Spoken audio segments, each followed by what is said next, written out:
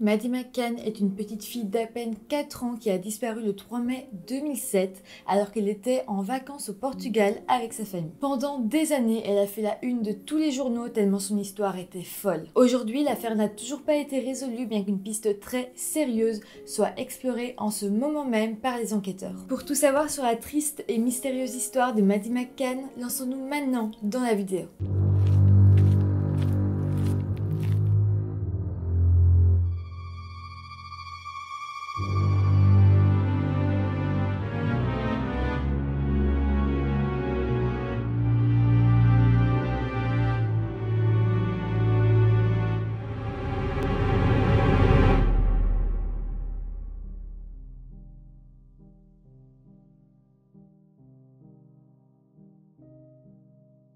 Hello tout le monde, j'espère que vous allez bien. Je reviens aujourd'hui avec une histoire assez connue, bien que j'avais quand même envie d'en parler sur ma chaîne. Je trouve que c'est important, c'est une histoire qui a beaucoup fait parler d'elle, c'est une histoire extrêmement médiatisée, si pas une des plus médiatisées. Donc je vous en parle parce que je suis sûre que certaines personnes d'entre vous ne connaissent pas cette histoire, donc je trouve ça important de vous en parler. Et puis si vous la connaissez, peut-être que vous apprendrez de nouveaux détails dessus, surtout que là il y a une nouvelle piste qui est en route, un nouveau suspect qui a été appréhendé, donc voilà, c'est assez intéressant je trouve de se mettre au goût du jour.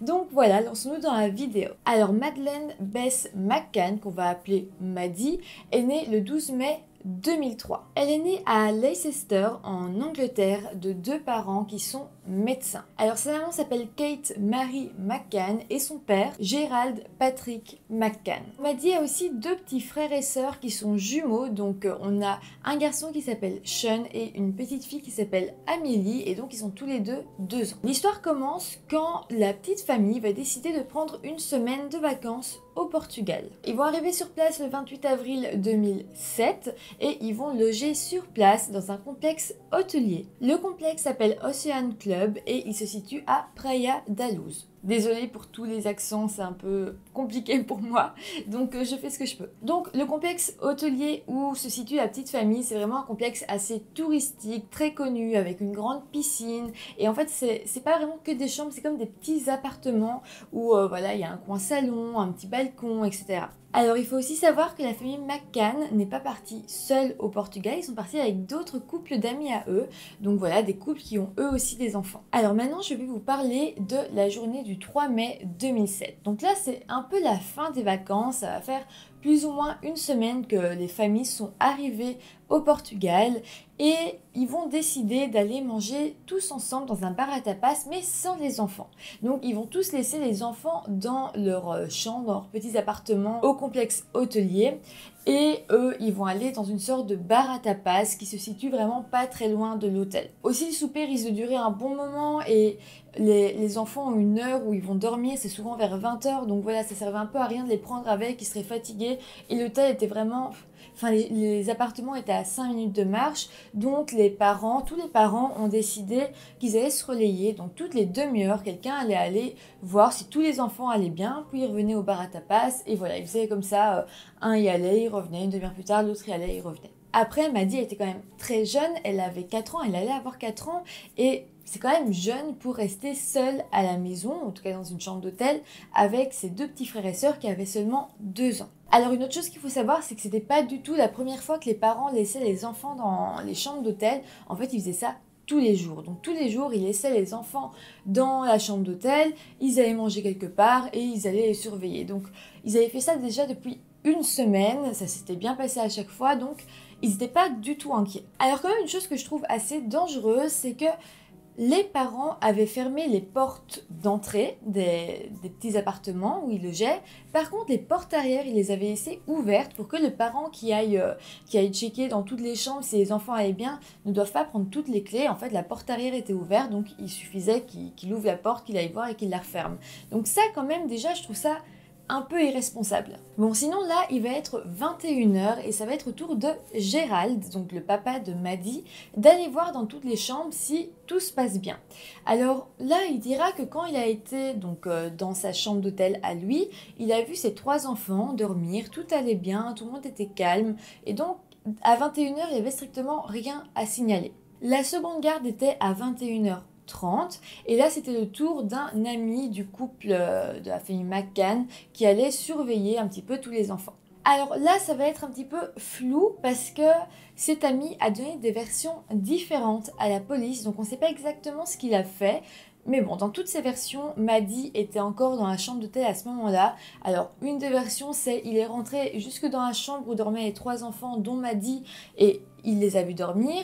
La deuxième version, c'est qu'il a juste mis son oreille contre la porte où les enfants dormaient et il n'a rien entendu.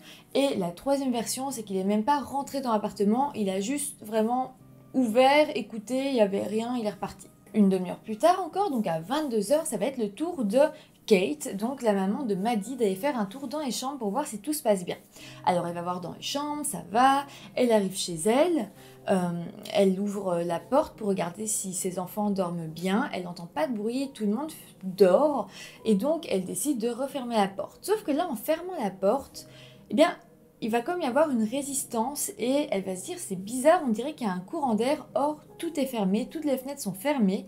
Donc elle va rouvrir la porte de la chambre des enfants et là elle va se rendre compte que la fenêtre qui se situe vraiment juste à côté du lit de Maddie est ouverte. Kate va donc regarder dans le lit de Madeleine et c'est là qu'elle va tomber sous le choc parce qu'elle ne verra pas sa fille dans le lit. La première réaction de Kate, ce sera de crier « on l'a enlevée, on l'a prise ».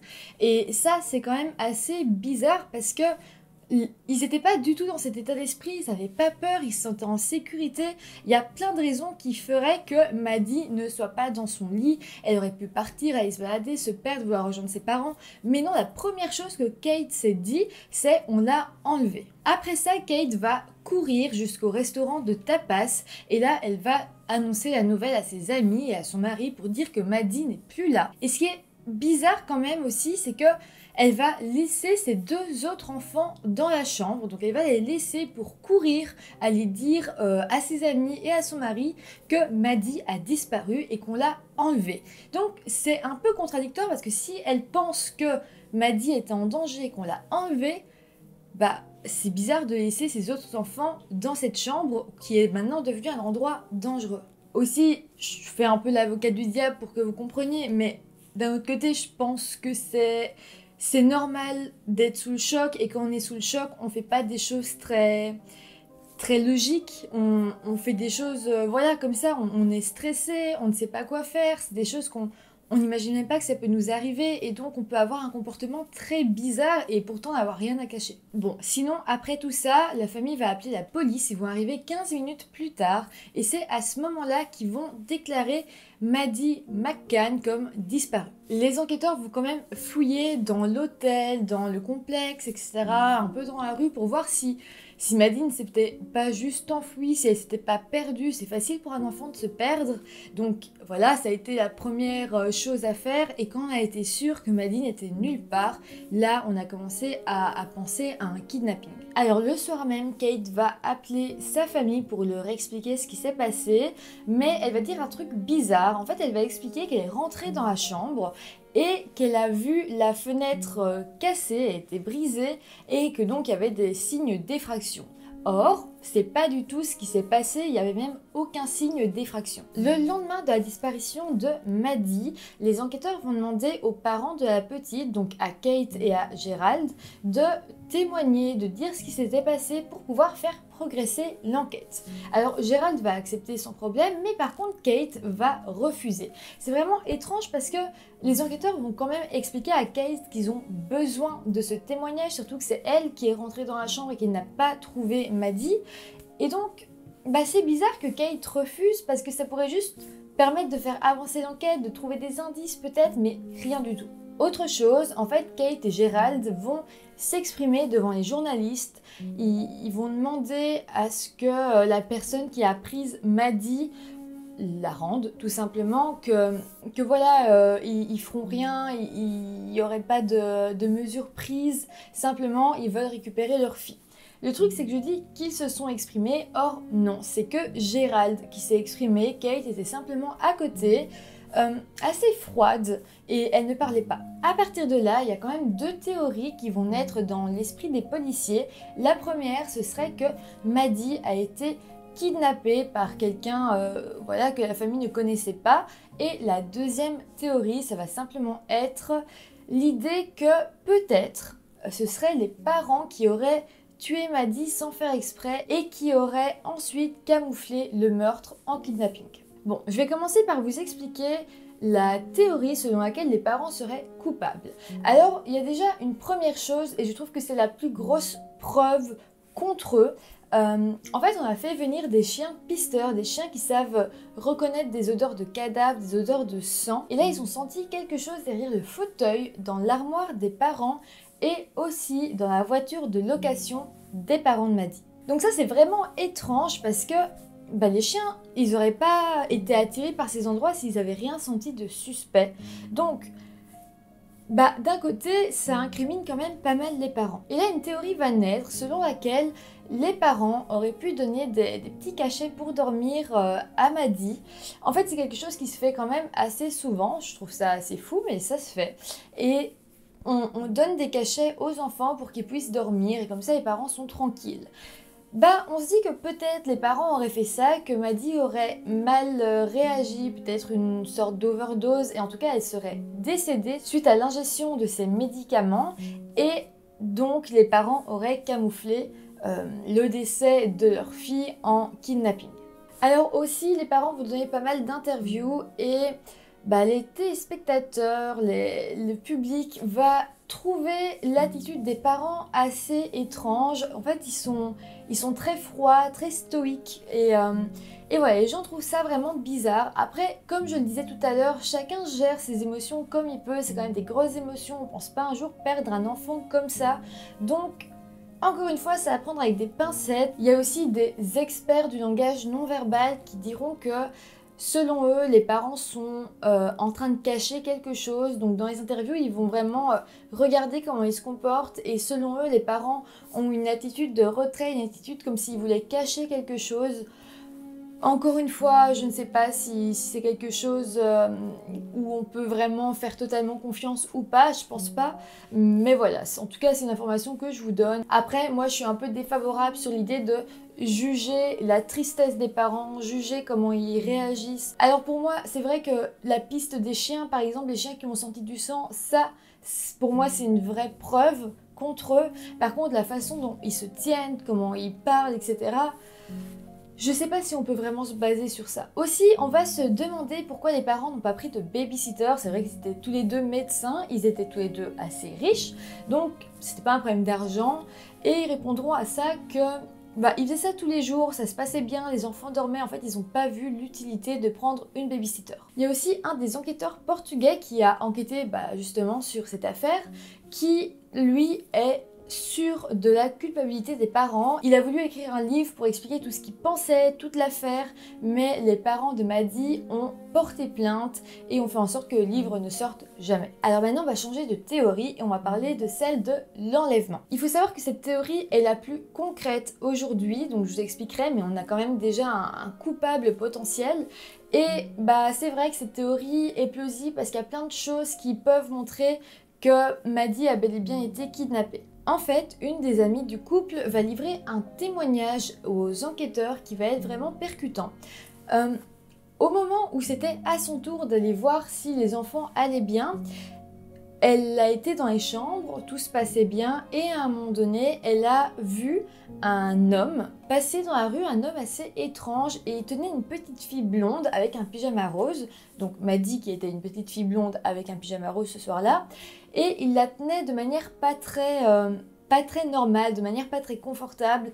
Donc ça, c'est assez étrange. Alors c'est sûr que l'ami du couple n'a pas reconnu Maddie, mais ça, je trouve pas ça bizarre parce que on s'attend jamais à voir l'enfant de son couple d'amis en train d'être enlevé. Enfin, je veux dire, on n'est pas tous en train de penser que l'enfant peut se faire enlever à tout moment. Donc voilà, elle a juste vu une petite fille blonde avec un homme bizarre, ça lui est resté parce que la fille était vraiment portée de manière très inconfortable, mais à aucun moment elle a pu penser qu'il s'agissait de Maddie. Alors tout ça va être confirmé parce qu'un couple qui n'a rien à voir avec la famille McCann, ils se connaissaient absolument pas, Eh bien, ils ont témoigné à la police que eux aussi ont vu cet homme étrange qui portait une petite fille blonde avec un pyjama rose et qui la portait de manière inconfortable. Donc on a quand même 2 témoignages, enfin le couple, ça fait même 3 personnes en tout qui ont vu cet homme. Et bah ça commence à faire un peu beaucoup quand même. Aussi le fait que quelqu'un ait pu prendre Maddie, quelqu'un ait pu kidnapper Maddie, c'est assez plausible parce qu'il y a énormément de trafic d'enfants ou même de trafic d'êtres humains au Portugal et en Europe en règle générale. Une autre chose aussi qui peut confirmer cette théorie, c'est que quelqu'un aurait déjà pu venir en éclaireur voir comment ça se passait dans l'appartement, où situaient les pièces, etc.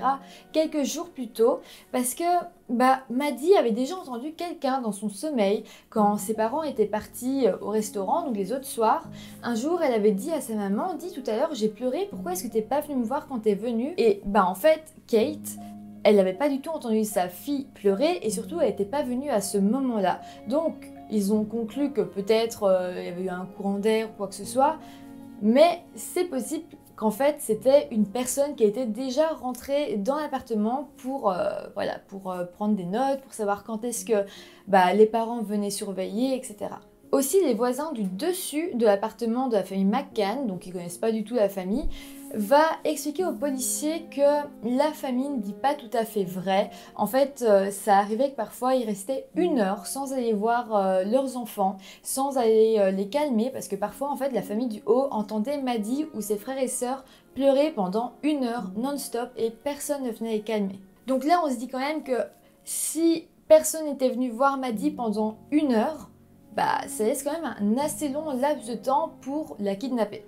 Aujourd'hui, la police du Portugal continue à recevoir des appels de personnes qui disent avoir vu Madeleine. La police va même recevoir un appel du Maroc d'une personne qui était sûre d'avoir reconnu la petite Maddie. Ils vont même expliquer que la petite fille qu'ils ont vue au Maroc avait une tache dans l'œil et en fait Maddie avait un signe distinctif, elle avait elle aussi une tache dans l'œil.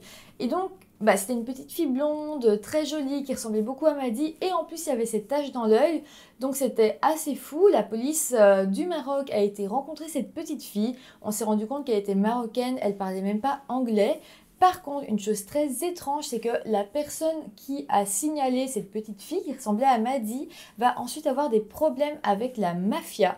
Des gens de la mafia vont aller voir cette personne et vont lui dire ne parle plus jamais de Maddie. Donc ça, c'est vraiment super étrange. Bon, maintenant on va faire un saut dans le temps et on va se retrouver en 2020, là où il va y avoir beaucoup de rebondissements dans cette affaire. Un nouveau suspect va être désigné dans cette affaire, il s'appelle Christian Bruckner. Alors Christian, c'est un homme de 43 ans qui a déjà fait de la prison pour pédophilie et en plus c'est un récidiviste. Il faut savoir qu'avant 2020, Christian avait déjà été suspect dans la disparition de Maddie, simplement on n'avait pas assez de preuves contre lui pour l'arrêter. En 2018, finalement, il va être arrêté en Italie, pas pour l'enlèvement de Maddie McCann, mais par contre, il va être arrêté parce qu'il avait de la drogue sur lui. Donc là, les policiers vont vraiment sauter sur l'occasion, il est incarcéré et donc là, on va lui poser plein de questions sur cette petite Maddie McCann. En fait, avant tout ça, avant qu'on s'intéresse à Christian Bruckner, la police portugaise avait démantelé un réseau de pédophilie vraiment dans la région, même dans le quartier où la petite Maddie avait disparu. On va aussi apprendre qu'une des grosses têtes de ce réseau pédophile s'appelle Christian Cruz et ce Christian en question en fait il est très ami avec Christian Bruckner, donc celui qu'on suspecte dans la disparition de Maddie. Donc là on a quand même des choses qui pointent pas mal vers Christian Bruckner et en plus de ça on va se rendre compte qu'au moment de la disparition de Maddie, Christian Bruckner habitait au Portugal et il habitait vraiment pas loin de là où Maddie était en vacances avec sa famille. En plus de tout ça, après l'arrestation de Christian Bruckner, son ex-petite amie va témoigner à la police en disant que Christian la battait et en plus il abusait de sa fille. Manfred Seifert, qui est un de ses anciens complices, il va aussi témoigner contre Christian à la police en disant que c'était vraiment un homme cruel, un psychopathe qui était obsédé par les enfants. Alors les dernières nouvelles sont assez récentes, elles datent du 17 mai 2021. En fait, la police allemande va dire officiellement que Christian Bruckner est le suspect officiel, le suspect principal. La police a même expliqué qu'ils ont des preuves concrètes contre Christian Bruckner et que selon eux, la pauvre petite Maddie McCann aurait été assassinée très peu de temps après son enlèvement. C'est ici que se termine l'histoire. En tout cas, je suis vraiment perplexe parce que c'est vrai que les parents avaient quand même l'air un peu coupables, ça je le reconnais. Il y avait quand même les chiens, comme je le disais, qui ont senti quelque chose, c'est quand même assez étrange. Après, si la police dit avoir des preuves concrètes contre ce Christian Bruckner, bah, je me dis que c'est fort possible que ce soit un homme qui ait enlevé la petite Maddie. C'était une petite fille vraiment super jolie qui aurait pu malheureusement s'attirer les foudres d'un homme un petit peu dérangé. En tout cas, laissez-moi en commentaire vos théories, ça peut être vraiment intéressant de voir qu'est-ce que vous pensez, vous, de cette affaire. Aussi, n'oubliez pas de vous abonner à ma chaîne si ce n'est pas encore fait, d'aller faire un tour sur mon Utip si vous en avez envie, et puis de mettre un petit pouce en l'air, ça me fait toujours plaisir. Et moi, je vous retrouve très vite pour une nouvelle vidéo. Bye!